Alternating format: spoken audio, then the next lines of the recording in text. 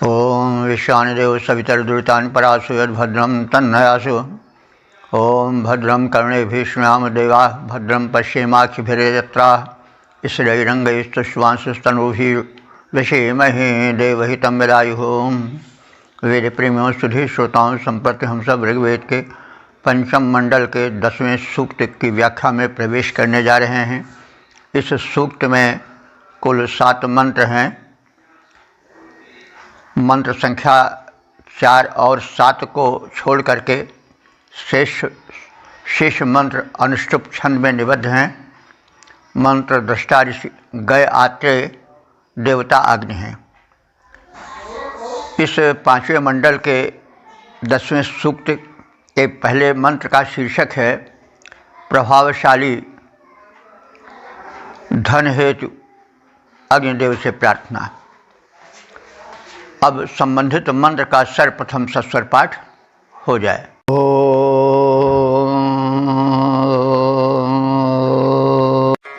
अग्न ओजिष्ठमाभरद्युं नमस्मभ्यमध्यगो प्रणो राजा परे एडसारत्सिवाजा आजपन्था।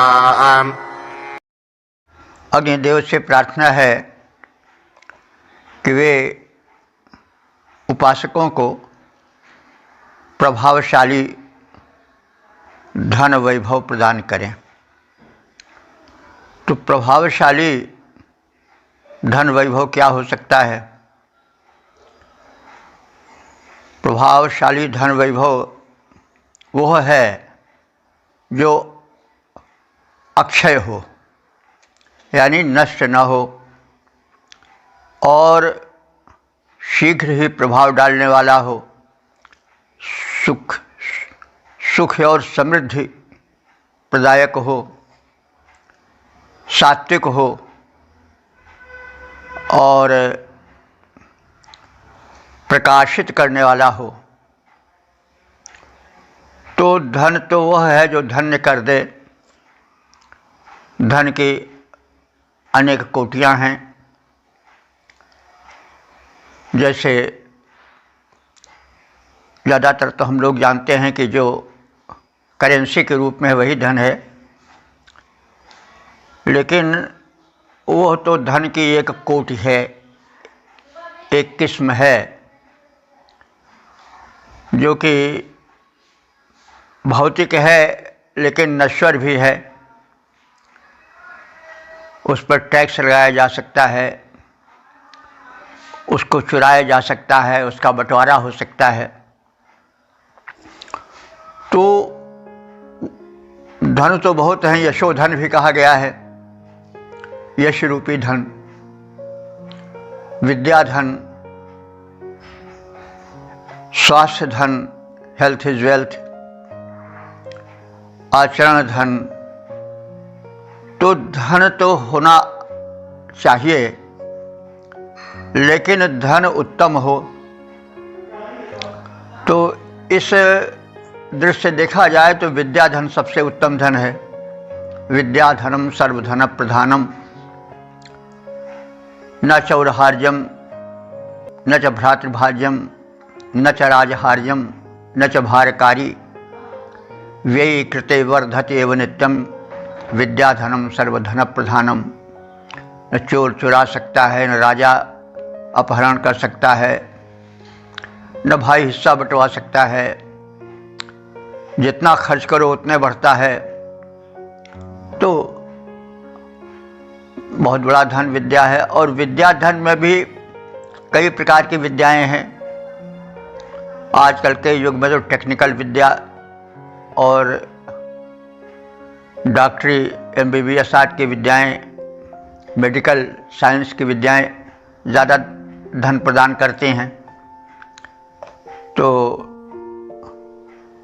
उसको भी हम उत्तम धन मान सकते हैं, उत्तम विद्या मान सकते हैं, क्योंकि वो शीघ्र धन प्रदान करती है। इसीलिए आजकल टेक्निकल एजुकेशन और मेडिकल एजुकेशन के लोग देश विदेश बहुत दूर दूर तक जाते हैं। तो बहरहाल धन आवश्यक है, लेकिन धन से मतलब केवल मुद्रा से ही नहीं होना चाहिए। और ऋषि धन प्राप्त हेतु सभी देवताओं से प्रार्थना करता है, तो यह नहीं समझना चाहिए कि ऋषि बड़े लालची थे, बस धन के पीछे पड़े रहते थे। भाई धन होना चाहिए, क्योंकि निर्धन व्यक्ति किसी काम का नहीं रहता। जुड़ जाते नए रिश्ते, अगर जर पास होता है, टूट जाता गरीबी में जो रिश्ता खास होता है। तो भाई धन की उपयोगिता को नकारा नहीं जा सकता, लेकिन धन जो है वो सात्विक होना चाहिए, उत्तम होना चाहिए।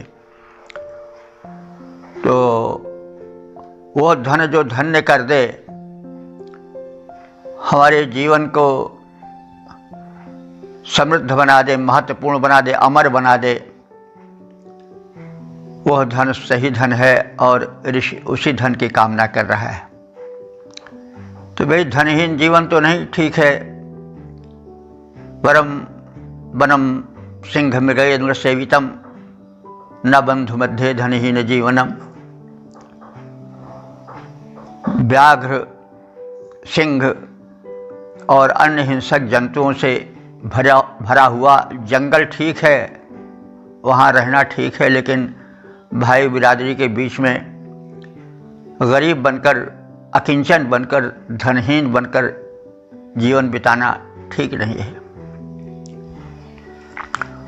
तो कहने का मतलब धन परम आवश्यक है, लेकिन धन का सात्विक होना, उपयोगी होना, धन्य कर देने वाला होना आवश्यक है। तो हमें जहाँ धन की वार्ता आवे, वहाँ पर केवल मुद्रा से ही नहीं, वरन उसके अनंत विस्तार से लेना चाहिए। और फिर जब पात्रता आ जाएगी तो धन तो आवेगा ही। पात्रताम धन मापनोति धना धर्म ततो सुखम। तो विद्या ददाति विनयम विनयादयाति पात्रताम धर्माप्नोति धना धर्म ततो सुखम। तो यहाँ भी विद्या की बात आई है। विद्या ददाति विनयम, विद्या विनय देती है। जिनमें विनय नहीं है वो विद्वान नहीं कहे जा सकते। विद्या ददाति विनयम विनयादयात पात्रताम। मनुष्य विनयी होता है तो उसका सम्मान होता है, पात्रता प्राप्त करता है। हर व्यक्ति को नीचा दिखाने की चेष्टा करने वाला व्यक्ति सर्वमान्य तो नहीं हो सकता है। विनय होना चाहिए विद्या के साथ। तो विनय से ही विद्या सुशोभित होती है। तो और उसी से पात्रता आती है।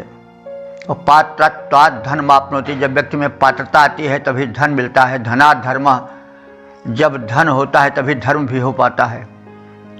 और ततो सुखम, तभी सुख हो सकता है। तो विद्या ददात विनयम विनयादयात पात्रताम पात्रत्वात् धन मापनोति धनात् धर्म ततो सुखम। तो ततः सुखम। तो इस प्रकार से विद्वानों ने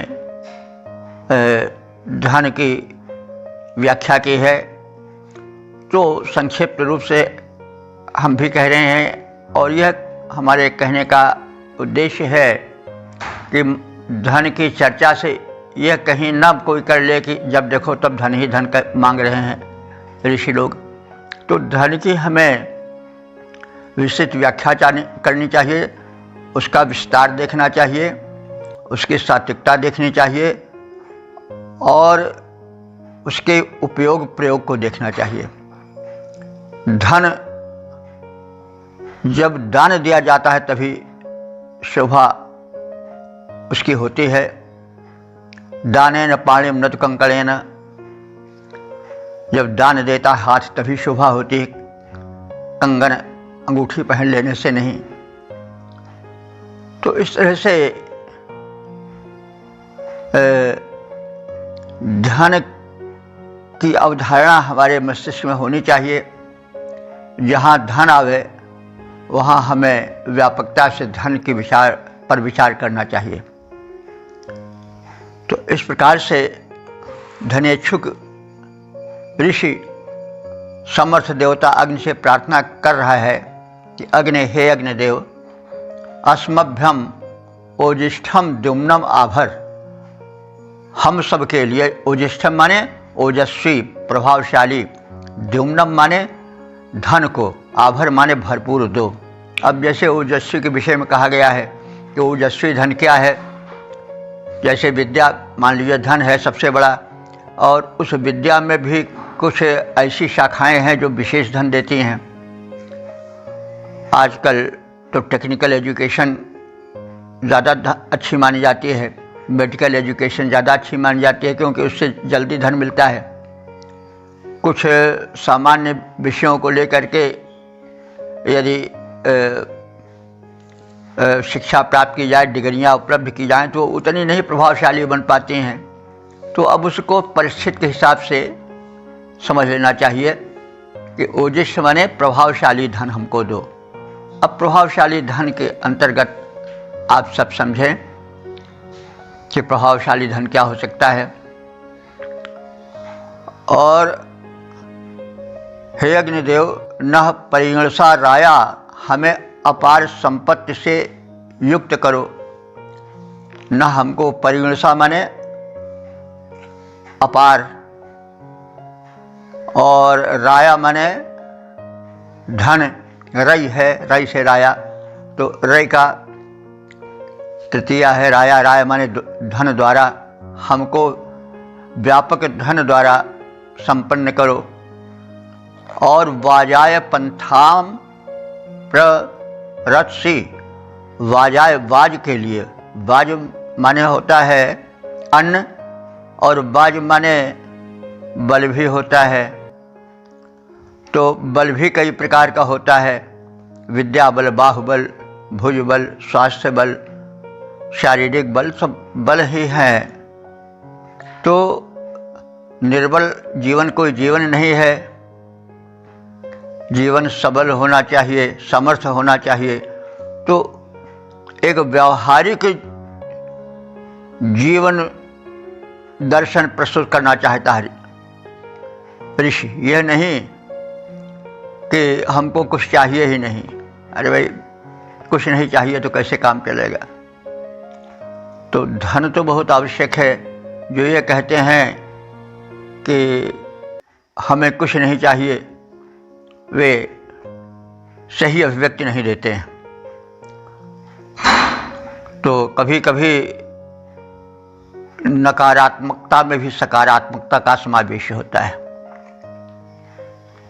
नहीं नहीं करना भी हाँ का प्रतिरूप है।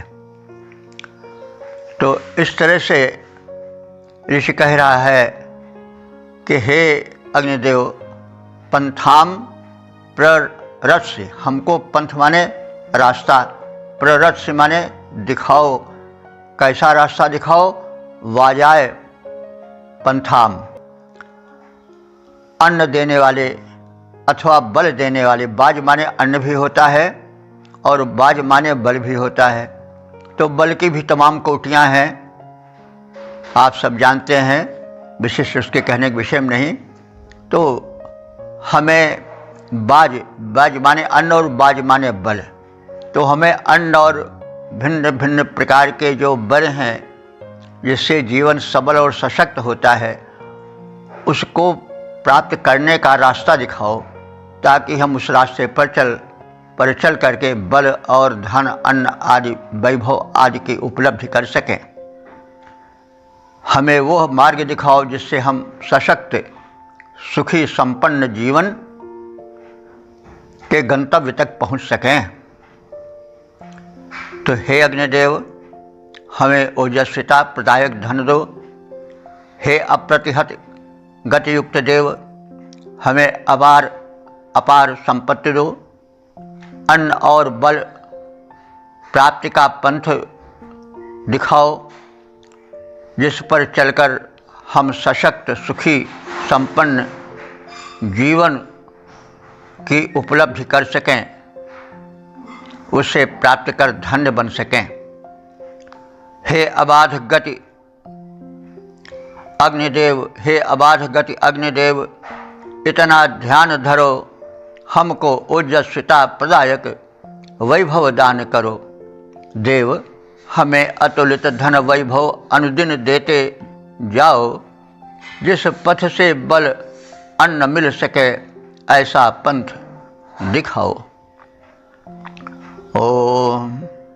वेद प्रेमियों, सुधी श्रोताओं, संप्रति हम सब ऋग्वेद के पंचम मंडल के 10वें सूक्त के दूसरे मंत्र की व्याख्या में प्रवेश करने जा रहे हैं।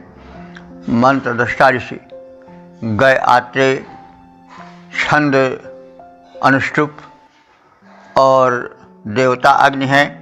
शीर्षक है सामर्थ्य प्राप्ति हेतु प्रार्थना। अब संबंधित मंत्र का सर्वप्रथम सस्वर पाठ हो जाए।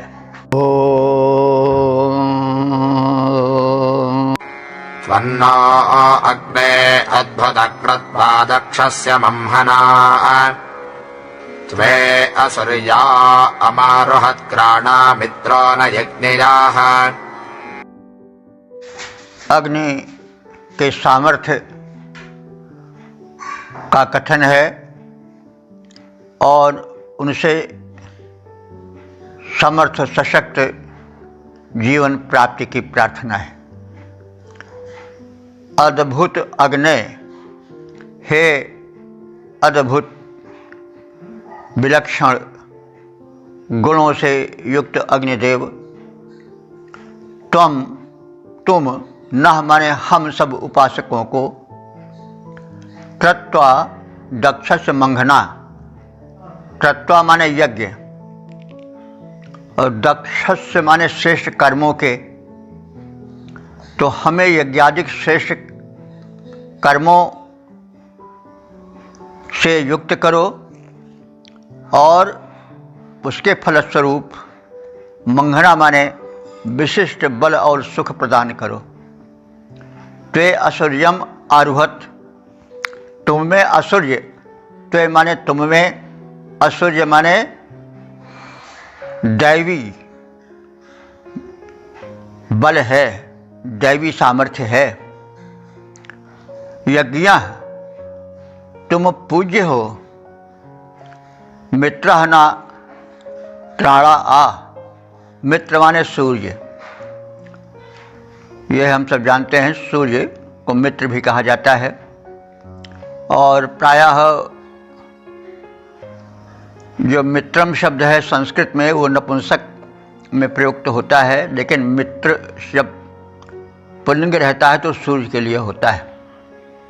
न माने समान, मित्र न माने मित्र के समान। जैसे हम कई बार कह चुके हैं कि जब ना शब्द संज्ञा के बाद आता है तो समान का अर्थ देता है, अब और जब संज्ञा के पहले रहता है तो वो निषेध का नकारात्मक अर्थ देता है। तो हे अग्निदेव, तुम मित्र न, तुम सूर्य के समान हो, सूर्य के समान व्यापक हो।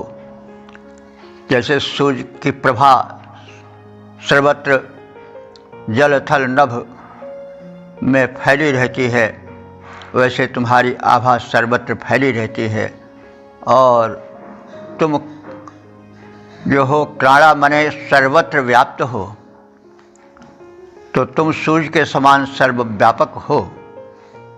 तो हे अग्निदेव, तुम विलक्षण कर्मों के संपादक हो, हमारे यज्ञादिक श्रेष्ठ कर्मों से प्रसन्न होकर उत्तम सामर्थ्य प्रदान करो, क्योंकि तुमसे दैवी सामर्थ्य हम प्राप्त करें, तुम स्वयं दैवी सामर्थ्य से संयुक्त हो। हे पूज्य अग्निदेव, तुम्हारा तेज सूर्य के समान चारों ओर व्याप्त दिखाई देता है, तुम हम सबका कल्याण करो। तो हम यज्ञादि कर्म करते रहें। यज्ञ का मतलब हुआ कि शुभ कर्म, यज्ञ वैशेषतमम कर्म। तो यज्ञ तो जितने श्रेष्ठ कर्म है, उत्तम कर्म हैं, क्षुद्र स्वार्थ और छल प्रपंच से सने हुए नहीं हैं, वे सब यज्ञ हैं। तो जीवन को यज्ञमय होना चाहिए। जो जीवन यज्ञमय है वही जीवन है, और अन्य जीवन या तो जीवन नहीं है और या फिर राक्षसी जीवन है। तो यज्ञशील जीवन होना चाहिए। वो यज्ञ बड़ा व्यापक है, केवल अग्नि जला करके जो यज्ञ किया जाता है वही यज्ञ नहीं है, वरन ज्ञान यज्ञ, योग यज्ञ, कर्म यज्ञ, द्रव्य यज्ञ, तमाम यज्ञ हैं। तो द्रव्य यज्ञ, तपो यज्ञ, योग यज्ञ तथा परे, स्वाध्याय ये भी एक यज्ञ है। हम आप जो यह भगवत वाणी या परमात्मा की वाणी वेद से जुड़े हैं, यह भी यज्ञ ही है, ज्ञान यज्ञ के अंतर्गत आता है। तो अयज्ञ यानी यज्ञ शून्य जीवन नहीं है। तो इसलिए अग्निदेव से यज्ञपूर्ण जीवन प्राप्ति की प्रार्थना है।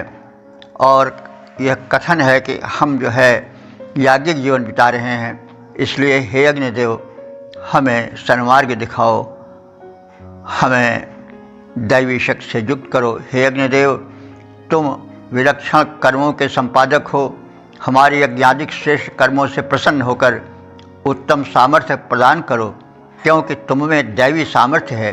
हे पूज्य देव, तुम सूर्य के समान चारों ओर व्याप्त अपना प्रभाव प्रसार करते हो, हमें भी अपना वो प्रकाश दो, हमारे जीवन को सशक्त बनाओ, समर्थ बनाओ। अद्भुत अग्नि देवता तुम हो, कर्म विलक्षण करते, श्रेष्ठ यज्ञ आदिक कर्मों का हो संपादन करते, हो प्रसन्न, हमको उत्तम सामर्थ्य प्रदान करो, निज प्रभाव क्षमता प्रसार तुम सूर्य समान करो। ओम।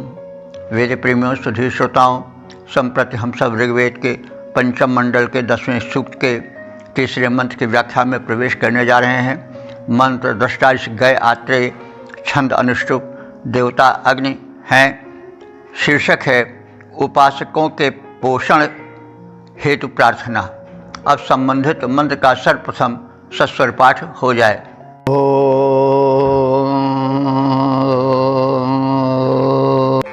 तन्नो अग्न एषां गजं पुष्टिं च वर्धय, ये स्तमेभिः प्रसूरयो नरो मघान्यानशः। अग्निदेव से स्तुति क्रम में यह कहा गया है कि वे जो अग्नि के उपासक हैं उनको धन धान्य से परिपूर्ण करें और उनके परिवार को भी विकसित करें। ये देखिए उदात्त भावना है।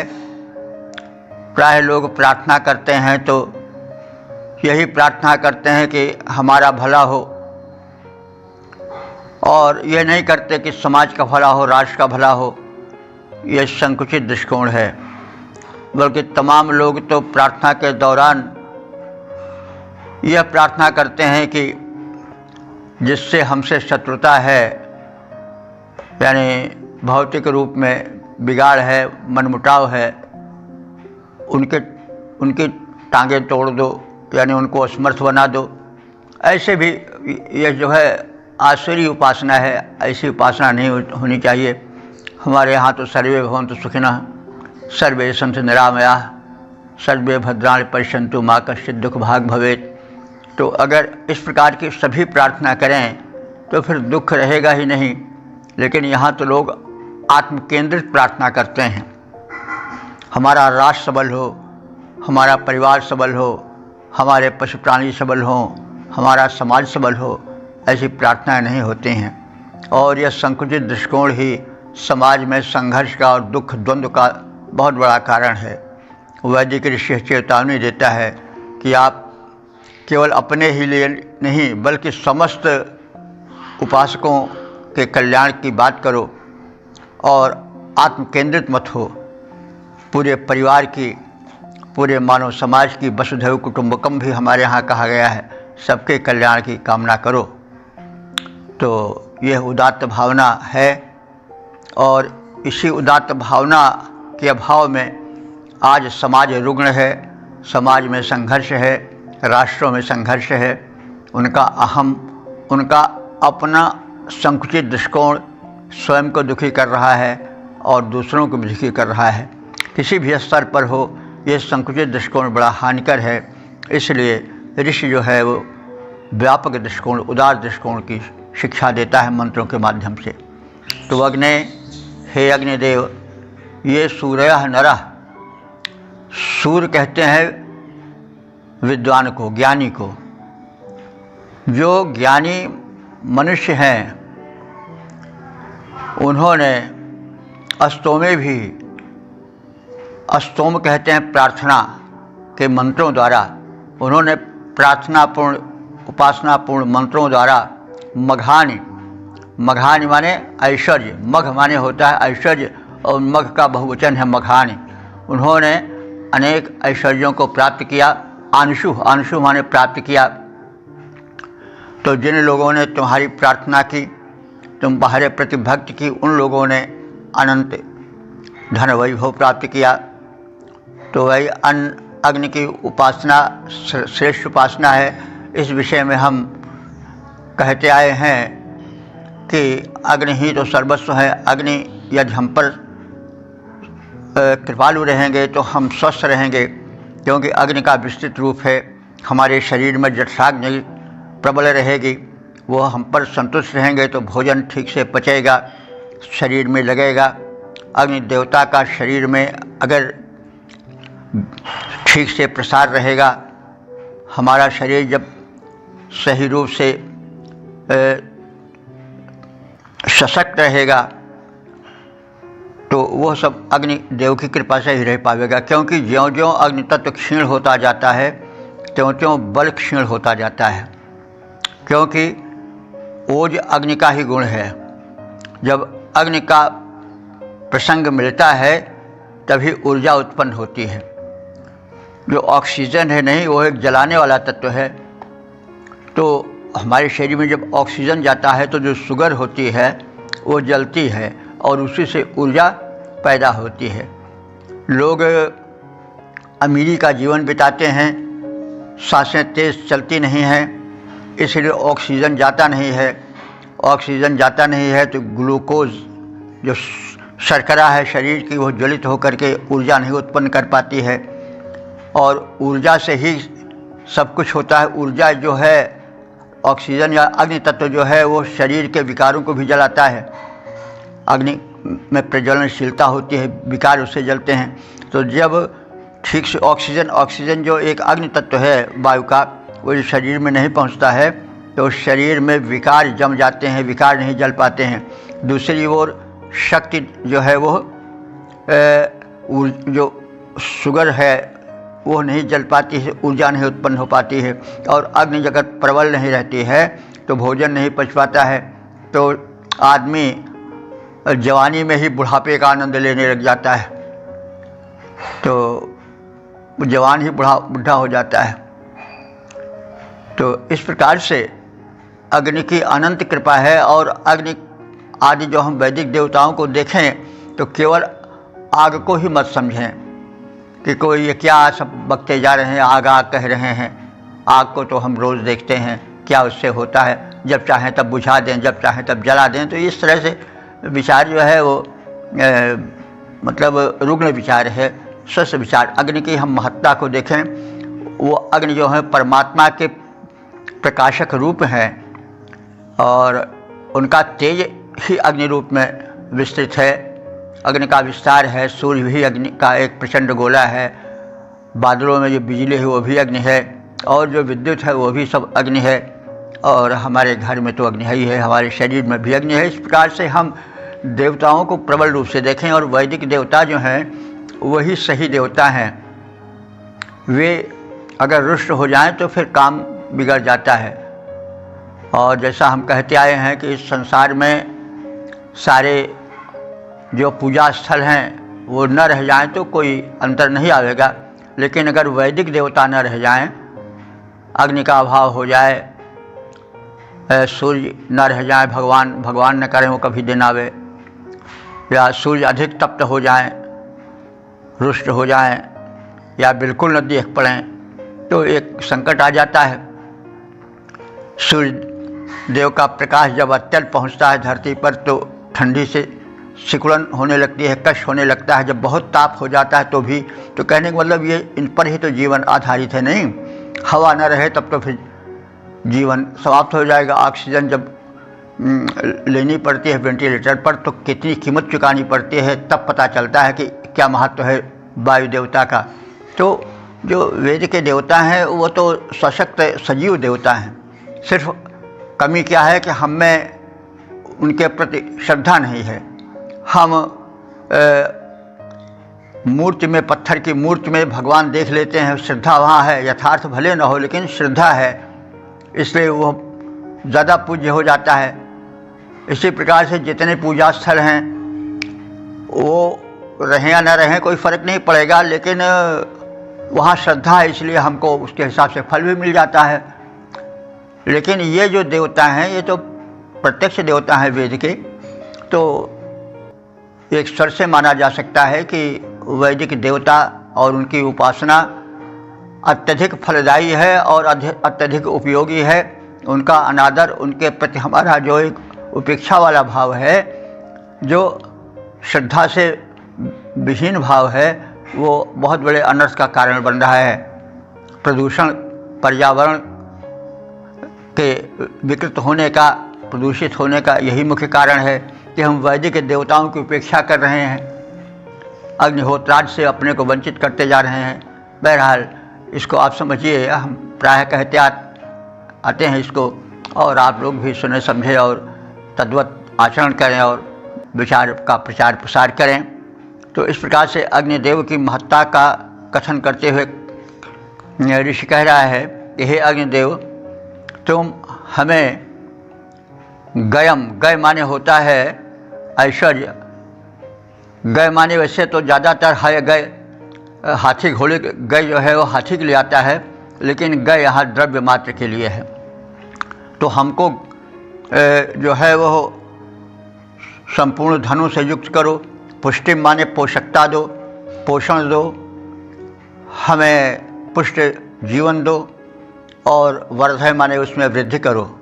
हे अग्निदेव, जिन बुद्धिमानों ने स्तुतियों से धन प्राप्त की है, तुम उनके और हमारे घर की ओर और उनसे संबंधित उनके पुत्र परिजन, परिवार, पशु प्राणी आदि पर भी कृपा करो और उन्हें पर्याप्त मात्रा में पोषण दो। यानी इसमें यह बात बताई गई है कि केवल प्रार्थना को अपने ही हित तक नहीं रखनी चाहिए, बल्कि जो समग्र उपासक हैं उनके हित की भी बात उसमें होनी चाहिए।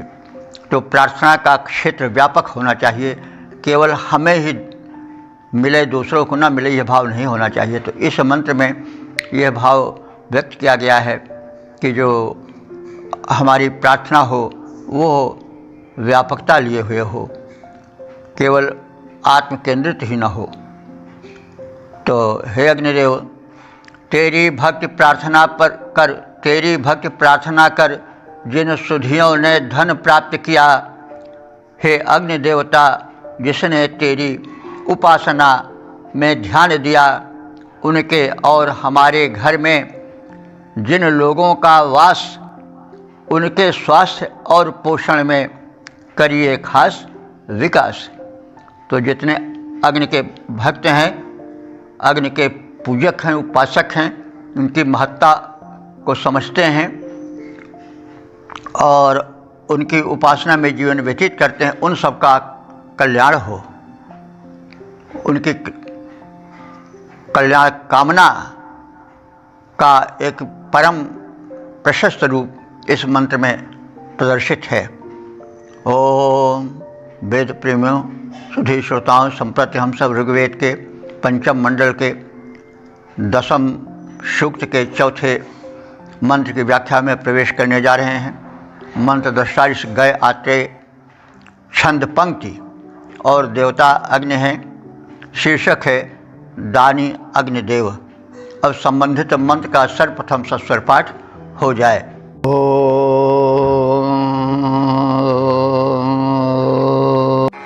ये अग्ने चन्द्र ते गिरः शुम्भन्त्यश्वराधसः शुष्मेभिः शुष्मिणो नरो दिवश्चिद्येषाम् बृहत्सु कीर्तिर्बोधतित्मना। ऋषि ने यह कामना प्रकट की है कि जो लोग अग्निदेव की उपासना करते हैं उनका जीवन सशक्त, सुखी, सक्षम और समृद्ध बने, उनका जीवन स्वर्ग के निवासी देवताओं के तुल्य हो जाए। तो चंद्र अग्नि, हे चंद्र अग्निदेव, तो यहाँ चंद्र का तात्पर्य है आह्लादक। देखिए, चंद्र शब्द ऋग्वेद में रूढ़ नहीं हो पाया है। चंद्र शब्द का मूल अर्थ होता है चंद्रेति आह्लादेति इति चंद्र, जो आह्लादन यानी आनंद उत्पन्न करे, जिसके देखने से सुख हो, आनंद हो, वह चंद्र है। तो चंद्र किसी का भी विशेषण हो सकता है, लेकिन चूँकि चंद्रमा उदित होता है तो बड़ा आनंद आता है उसके प्रकाश और उसके रूप को देख करके, तो इसलिए बाद में वो शब्द केवल चंद्रमा के लिए ही रूढ़ हो गया। अब किसी से चंद्र कहा जाए तो वो केवल चंद्रमा को ही समझेगा, लेकिन ऋग्वेद में चंद्र शब्द आह्लादन यानी आनंद प्रदान करने के अर्थ में आया है। तो ये विशेषण है अग्निदेव का। हे परमात्मा के तेजों में रूप, हित में अग्रणी रहने वाले अग्निदेव, तुम चंद्र हो यानी तुम आनंद प्रदायक हो। येषाम सुकीर्ति दिवः चित बृहत्, जो तुम्हारी उपासना करें, ये नरः, जो मनुष्य तुम्हारी उपासना करें, तुम्हारी कृपा से वे इतने यशस्वी हो जाएं कि उनकी सुकीर्ति, दिवः माने स्वर्ग से भी बृहत् माने बढ़ जाए, यानी तुम्हारे उपासक इतने महिमा मंडित हो जाएं, इतने सक्षम हो जाएं कि उनकी महिमा जो है वो स्वर्गलोक तक पहुँचे और वहाँ बढ़े चढ़े रूप में उनका व्यक्तित्व दिखाई पड़े। तो हे चंद्र अग्नि, हे आह्लादक अग्निदेवता, ये ते उपासका सन्ति, जो तुम्हारे उपासक हैं, तेषाम सुकीर्ति, उनकी सुकीर्ति दिवाचित बृहत्, स्वर्ग में भी व्यापक रूप से फैल जाए। गिरह शुंभन्ति, जो तुम्हारे उपासक गिरह माने स्तुति वाणी द्वारा तुम्हें शुंभन्ति माने सुशोभित करते हैं, तुम्हारे यश का वर्धन करते हैं, वे भी बहुत संपन्न बने। तो गिरह माने वचन, तो यहाँ स्तुति वचन से तात्पर्य है जो, हे अग्निदेव, जो अपने स्तुति वचनों द्वारा तुम्हारा यश गाते हैं। त्वाम शुंभन्ति, तुम्हें सुशोभित करते हैं। देखिए, शुंभ शब्द है यहाँ, तो शुंभ माने होता है शोभन, सुशोभन, लेकिन यहाँ पर नाम धातु का रूप दिखाई पड़ रहा है। तो शुंभन्ति माने शोभा बढ़ाते हैं।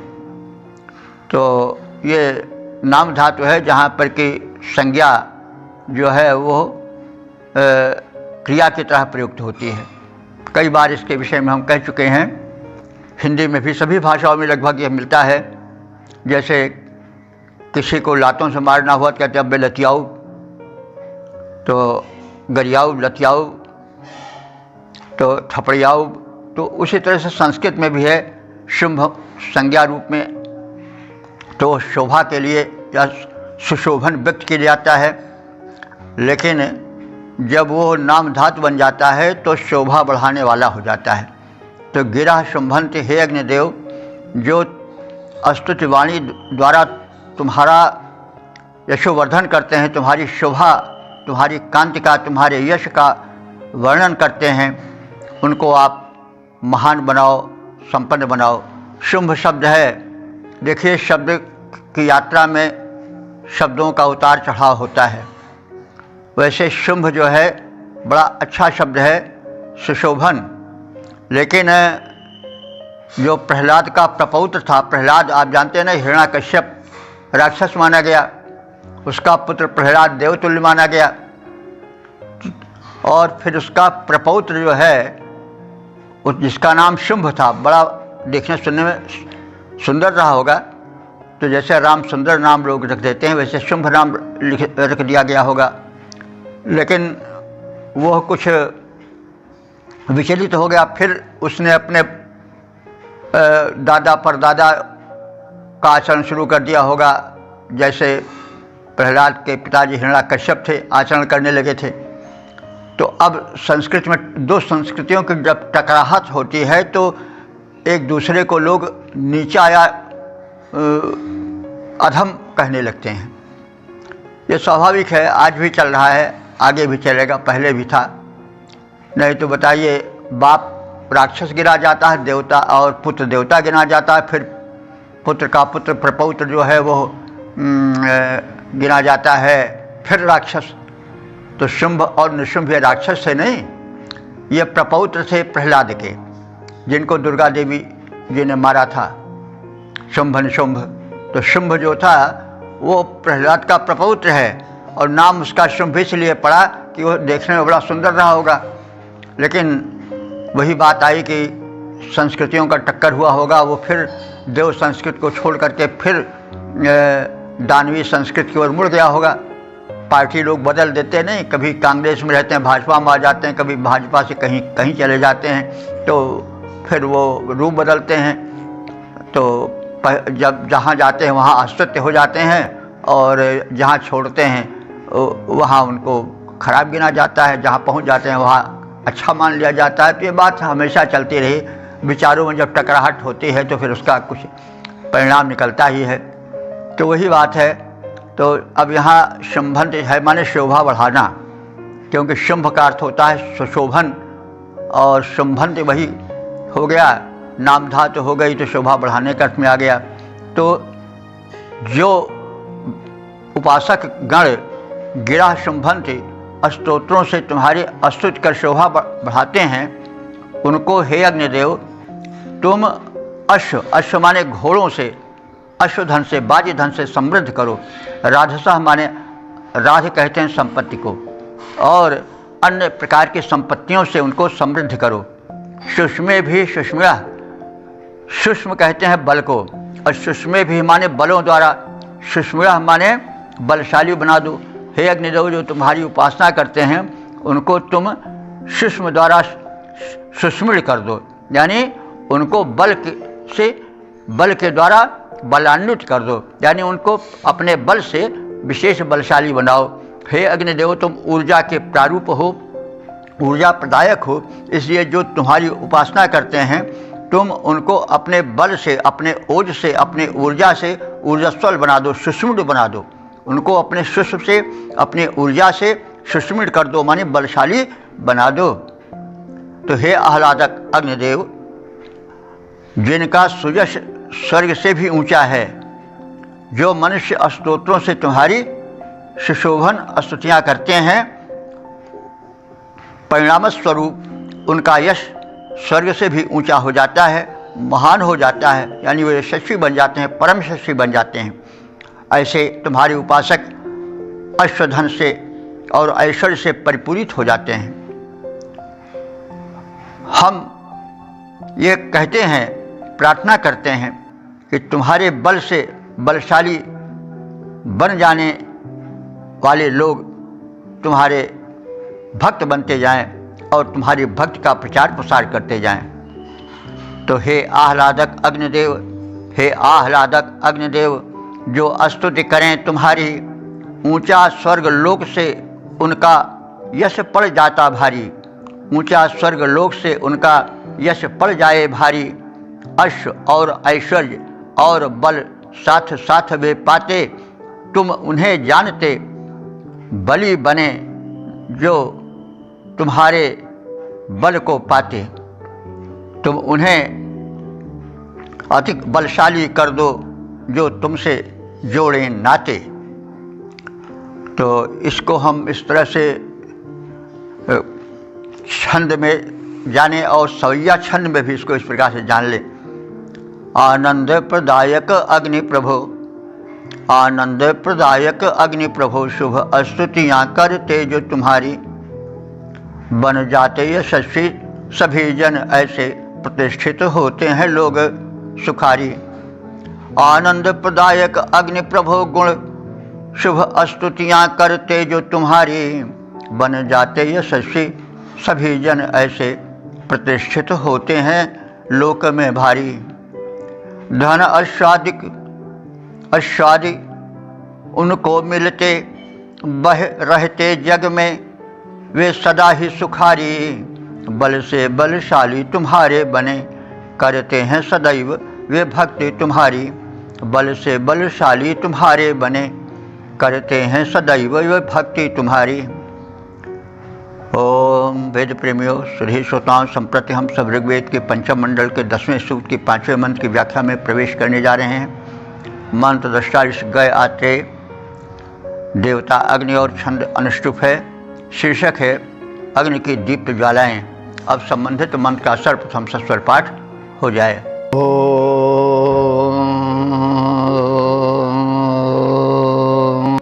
तमत्ये अग्ने अर्चयो भ्राजन्तो धृष्टजा, परिज्मानो न विद्युतस्मानो रथो न वाजयोः। वेदी में प्रज्वलित अग्नि की लपटों की जो शोभा है उसका कथन है।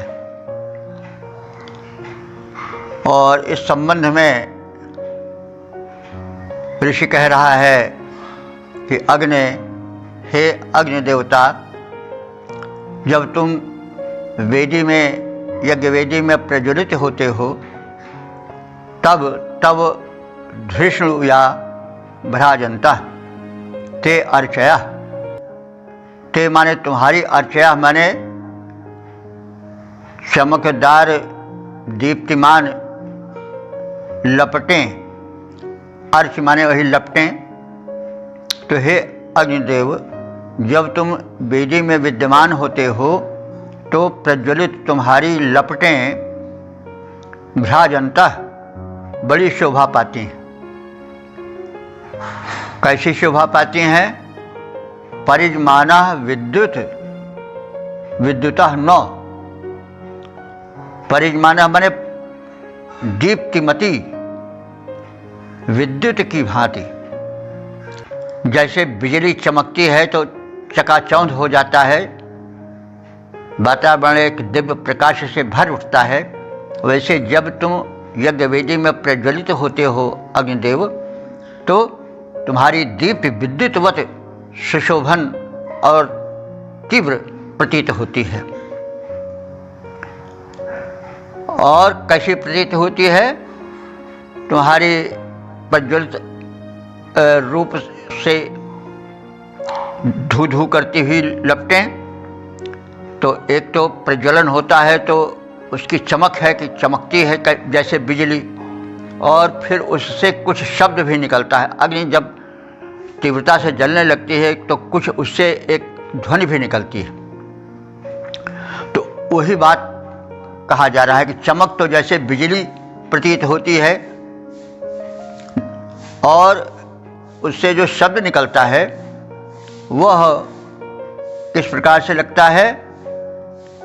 वाजयुः रथः न, वाजयुः माने बलशाली रथ की ध्वनि के समान। स्वाना, स्वाना माने ध्वनिया। देखो स्वन शब्द है नहीं, तो स्वन से स्वान बना है। स्वान कुत्ते के अर्थ में नहीं लेना चाहिए, क्योंकि यहाँ पर दंती सा है। स्वन शब्द है, स्वन से स्वान बना है। तो स्वाना, तो जो तुम्हारी लपटें हैं यज्ञ वेदी में, वे एक शब्द करती हैं, और वो शब्द जो है वह प्रतीत होता है कि वाजयुः रथः, कोई बड़ा शक्तिशाली सुंदर रथ हो और उसके चलने से जैसी सरसर सरसर की ध्वनि हो, वैसे ही ध्वनि निकलती है जब तुम प्रदीप्त होते हो। तो यहाँ पर यज्ञवेदी के लिए लिया जाए कि वैसे अग्नि जब प्रज्वलित होते हैं तो व्यापक रूप से शब्द करते हैं। कोई भी अग्नि लिया जाए तो जब अग्नि का तीव्र प्रज्वलन होता है तो उससे दीप निकलती है और उससे जो है वो एक शब्द भी निकलता है। तो दीप के लिए तो विद्युत का प्रयोग किया गया है कि बिजली जैसे कौंधती है तो एक शब्द, एक दीप फैल जाती है और जो ध्वनि निकलती है वो भी विचित्र तरह की होती है। और जैसे रथ चलता है सरसर करके तो एक ध्वनि होती है, वैसे हे अग्निदेव जब तुम प्रज्वलित होते हो तो तुमसे एक ध्वनि भी निकलती है। तो वही कथन है प्रज्वलित अग्नि की दीप्ति और उससे निकलते हुए शब्द की प्रतीति कैसे होती है, इसका कथन किया गया है। तो हे अग्निदेव, तुम्हारी उत्तम और दीप्तिमान ज्वालाएं विद्युत के समान चमकती हैं और ध्वनि करते हुए बलशाली रथ के समान सर्वत्र जाती हैं। और जैसे कोई बलशाली सुंदर रथ चले तो उससे ध्वनि हो सरसर की, उसी प्रकार से तुम्हारे प्रज्वलन पर ध्वनि एक निकलती है जो सुशोभन लगती है और एक दीप्त निकलती है वो भी विद्युतवत अच्छी लगती है।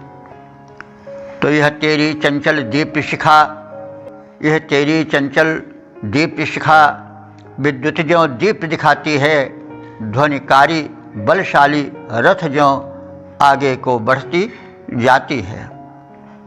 ओम वेद प्रेमियों, सुधी श्रोताओं, संप्रति हम सब ऋग्वेद के पंचम मंडल के 10वें सूक्त के 6ठे मंत्र की व्याख्या में प्रवेश करने जा रहे हैं। मंत्र दृष्टा गए आते, छंद अनुष्टुप और देवता अग्नि है। शीर्षक है कामना पूर्ति हेतु अग्निदेव की प्रार्थना। अब संबंधित मंत्र का सर्वप्रथम सस्वर पाठ हो जाए।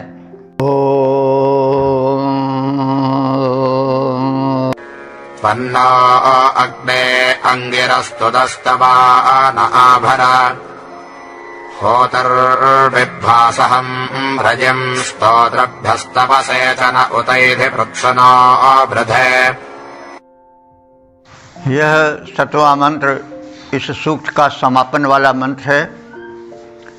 इसमें अग्निदेव से शत्रु पर विजय प्राप्ति, धन धान्य समृद्धि की उपलब्धि और जीवन युद्धों में विजय प्राप्ति की प्रार्थना है।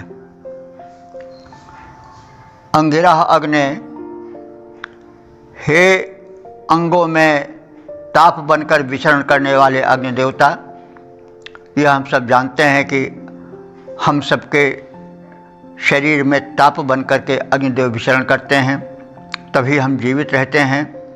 अगर अग्निदेव का ताप न रहे तो शरीर ठंडा पड़ जाएगा, जीवन नहीं रहेगा। और अग्नि का बड़ा महत्व है। अग्नि का जब ताप शरीर में रहता है तो उस गर्मी से जो कीट शरीर में वायरसेस प्रवेश करते रहते हैं दिन में अनेक बार, वे उस अग्नि की उष्णता से जल जाते हैं। बताते हैं कि शरीर में 99 सेंटीग्रेड से कुछ ज़्यादा जो तापमान है नापे जाने का, उससे टेम्परेचर ज़्यादा रहता है, जबकि 90 सेंटीग्रेड पर ही शायद जल में उबाल आ जाता है। तो कहने लगे शरीर में इतना ताप रहता है कि उसमें जो वायरसेस हमारे शरीर में प्रतिदिन प्रवेश करते रहते हैं कीटाणु, वे अधिकांश उसी में जल मरते हैं, जल भुन जाते हैं। और जब अग्नि तत्व क्षीण हो जाता है तो वे ज़्यादा प्रभावशाली हो जाते हैं।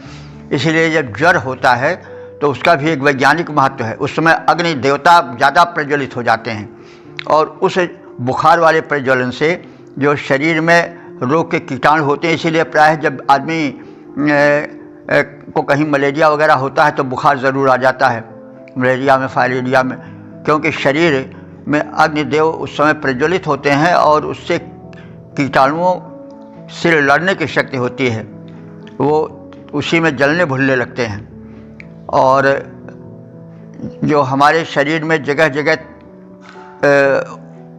विजातीय द्रव्य एकत्र हो जाते हैं तो अग्निदेव ही उसको जलाकर समाप्त करते हैं। जब अग्निदेव की अनुकंपा कम हो जाती है, ताप कम हो जाता है, तो तमाम गठिया आदि के रोग जो पकड़ते हैं, कटशूल जो पकड़ता है, कमर में दर्द होता है, वो सब यही है कि ताप अग्नि का नहीं पहुंच पाता है और जो वो अग्नि तत्व हुए क्षीण हो जाता है। और अग्नि और वायु में मित्रता भी होती है। मरुत्सखाभम कहा गया है अग्निदेव को कि अग्निदेव और मरुदेव में, वायुदेव में मित्रता रहती है। तो यही तो दो मुख्य तत्व हैं शरीर के, अग्नि तत्व और वायु तत्व। अग्नि तत्व और वायु तत्व का क्षीण होना का मतलब हुआ कि दुर्बलता का आना और फिर अंत में बिल्कुल क्षीण हो जाने का मतलब हुआ मृत्यु हो जाना। तो हमारे शरीर के विकारों को ये अग्निदेव नष्ट करते हैं और रोग के कीटों को भी नष्ट करते हैं जो शरीर में प्रवेश हो जाते हैं। तो इसलिए इनको रक्षक बताया गया शरीर का। और यहाँ पर मंत्र में पहला जो उनका संबोधन है वो यह है अंगिर, हे हमारे अंगों में ऊष्मा बनकर विचरण करने वाले अग्निदेव, अस्तुतः तुम प्रार्थित हम सबके द्वारा हो रहे हो। हम सब तुम्हारी प्रार्थना करते हैं क्योंकि तुम अस्तुत्य हो, अस्तवानः,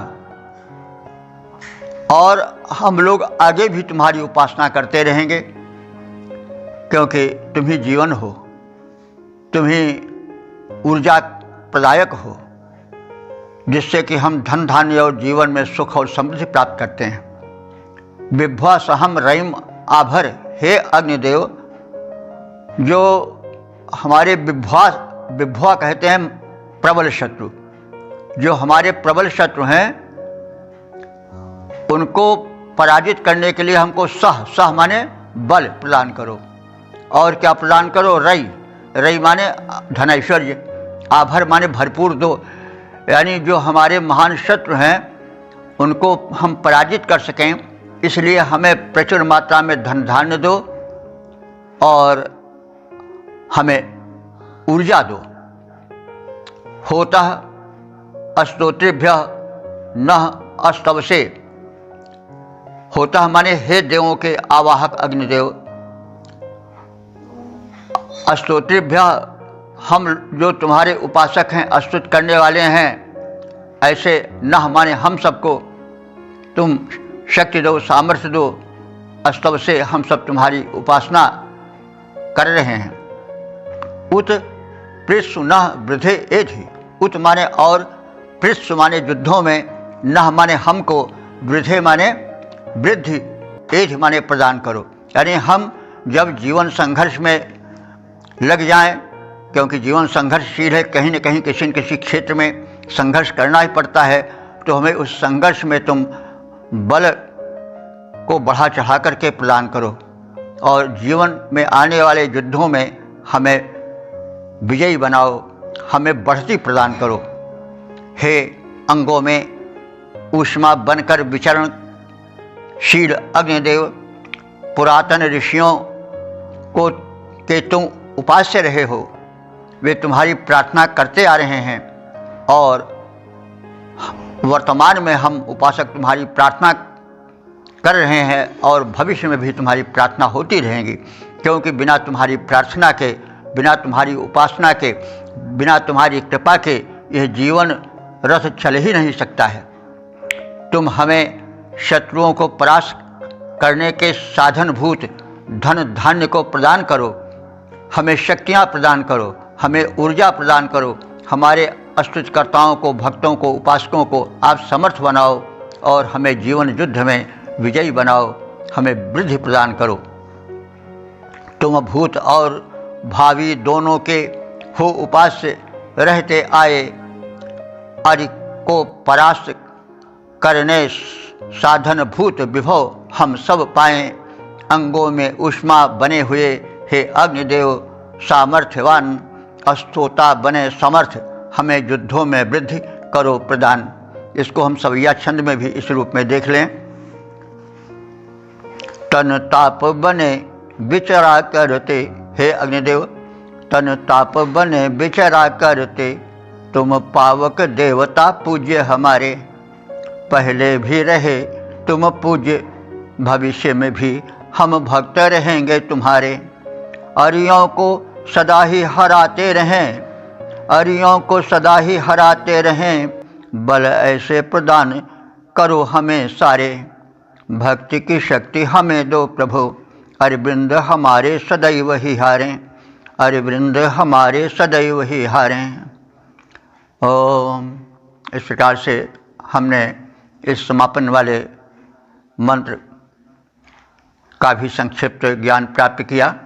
अब हम संक्षिप्त विवेचना कर लें इस सूक्त की।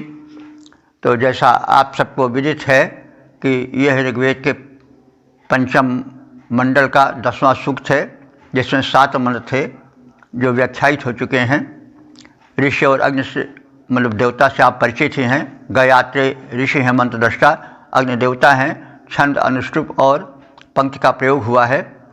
अब तक हम जो मंत्र एक तरफ से जान चुके हैं, जिनकी व्याख्याएं संक्षेप में हो चुकी हैं, उनकी संख्या 3749 पूरी हो गई है।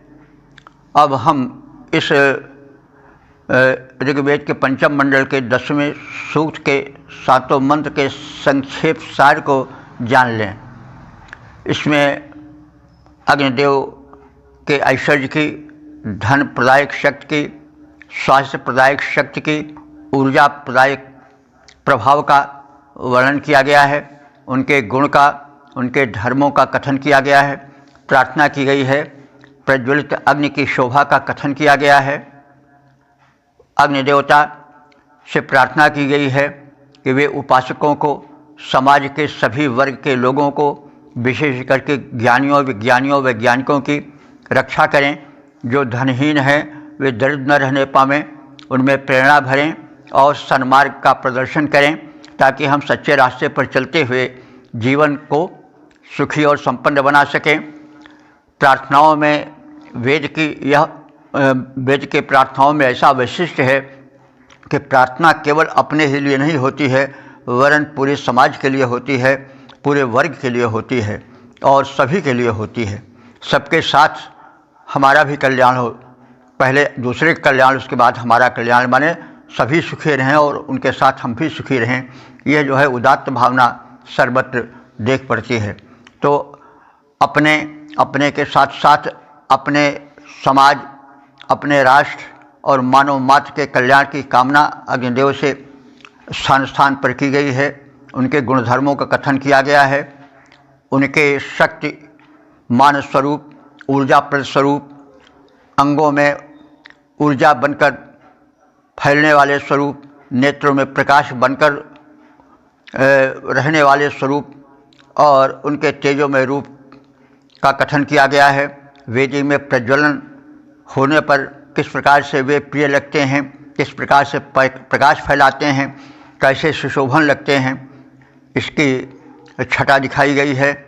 और अंत में धन वैभव और शत्रुओं से संरक्षण की प्रार्थना अग्निदेव से की गई है।